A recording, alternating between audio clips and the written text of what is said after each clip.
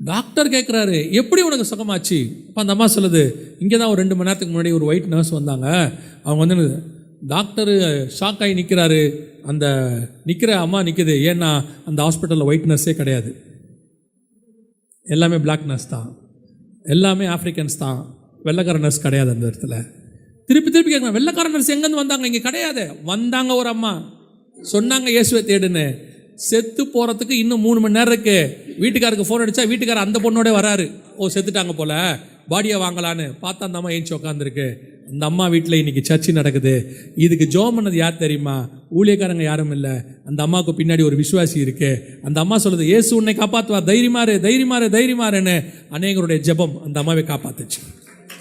செத்த பொணத்தை உயிரோடு கூட தேவன் எழுப்ப வல்லமை உள்ளவராக இருக்கிறார்.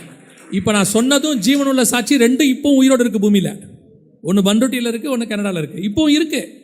இப்போ அதுக்கு தான் உங்களுக்கு சொல்கிறேன், கர்த்தர் ஒரு காரியத்தை செய்யணும்னு முடிவு பண்ணிட்டார்னா 128 நாடு அகைன்ஸ்டாக இருந்தாலும், மெடிக்கல் அகைன்ஸ்டாக இருந்தாலும், மனுஷங்க அகைன்ஸ்டாக இருந்தாலும், அரசாங்கம் அகைன்ஸ்டாக இருந்தாலும், உலகத்தில் உள்ள அத்தனை பேர் அகைன்ஸ்டாக இருந்தாலும் கர்த்தர் செய்து முடிக்க வல்லமை உள்ளவராக இருக்கு.